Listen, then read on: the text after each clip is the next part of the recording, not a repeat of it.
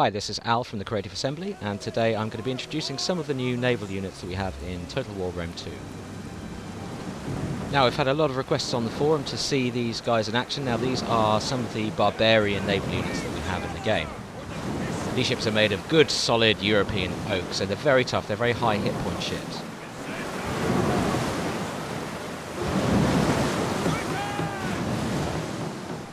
Now, these Swabian Swordmasters are, they're front-loaded, hard-hitting melee combatants, so we really want to get boarding those enemy ships and activate their special abilities, which are Frenzy and Headhunt, so they'll fight really hard. They can go toe-to-toe with some of the hardest troops out there. Now, these heavy barbarian ships aren't quite as streamlined and built for ramming as much as these sort of Mediterranean ships are, but they will do a little bit of damage when they go in and they first impact, but largely what we're aiming to do here is kill all the crew on board this other ship.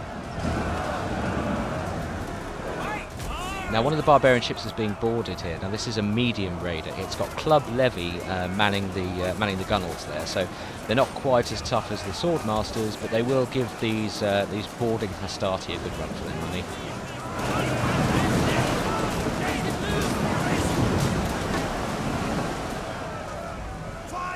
And here we have several units of longbowmen showering arrow fire on this artillery quinquereme. So you can see here all the crew are dead now, all the fighting troops are dead, so the oarsmen below decks are deciding that discretion is the better part of valour. So moving on to some more of the Mediterranean ships here, what you're seeing is a number of fast-moving Firepot Dires assault ships. Now, these guys are very fast-moving little attack ships, and they've got these, as you can see from the front there, they've got these little fire pots hanging from stanchions on the front, which will explode when they come into contact with enemy vessels. And here we can see some fire arrows in action as well. Now, of course, again, these are going to do incendiary damage to the ships and actually have a chance of setting the ship ablaze, but they'll also be damaging the troops on board as well. Now, as we've mentioned in the past, ramming is a key new tactic in Rome 2.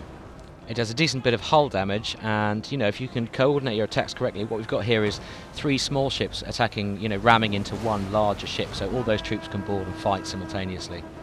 But if you really want to impress your commanding officer, take a large hexareme or heptareme such as this ship here, point it at a smaller vessel and let it fly.